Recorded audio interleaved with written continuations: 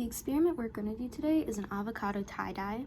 So basically what we're going to do is we're going to extract this from the pit and the skins of the avocado. So this structure, this is called a tannin. So a tannin is a naturally occurring molecule in avocados, specifically in the skin and the pit. And this molecule is made to protect the fruit before it's ripe.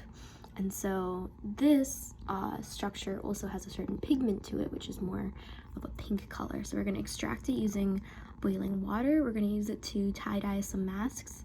We're going to add some of the masks to acidic solution and some to basic solution. These are going to change the exact colors of the tannin and should be a pretty good experiment. One of the avocado tie-dye experiment is to cut up your avocados.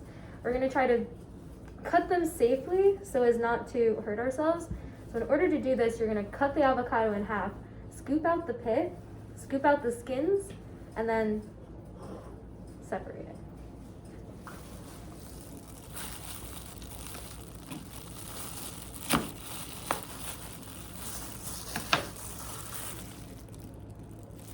We now have our avocado cut in half. We're going to use a spoon to safely remove the pit. The pit is where you're going to get all the color from. It contains the tannins. We're going to save those. Scoop out the innards, dispose of them, and keep the skin. Do you want to keep going with the other ones?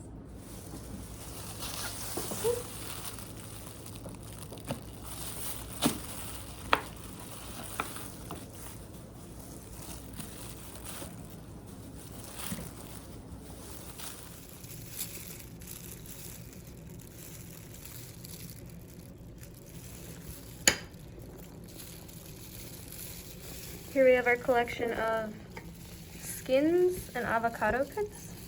These contain the tannins, which is the pigment we're trying to extract in order to carry out this tie-dye. Oh, but these are left-handed friendly. So right now we're just cutting up the avocado skins to make it easier for them to extract the tannin dye from them. Next step is to add our avocado pits and our sliced up skins to a pot of boiling water. This is how we're going to extract the pigment so that we can carry out the tie-dye. Now that the solution has been boiling for a half hour, we're going to scoop out all the skins and the seeds.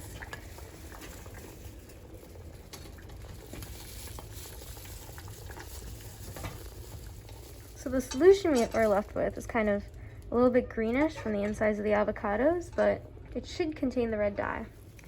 Now we are preparing our masks to be tie-dyed. We are putting the rubber bands to get our different patterns on them, as Saul is doing here. Now we have divided our pigment solution into 3 different containers. This one is our acidic, this one is our normal control, and this one is our basic.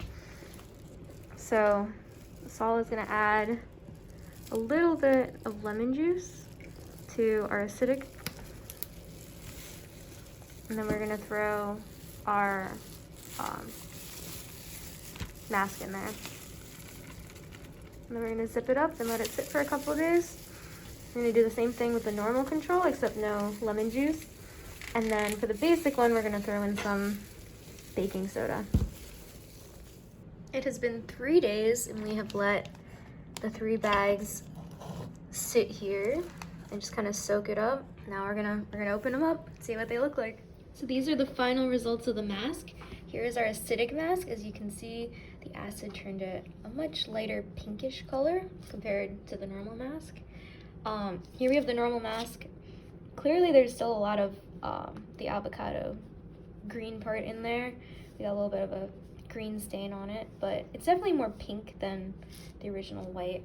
And finally, this is our basic mask.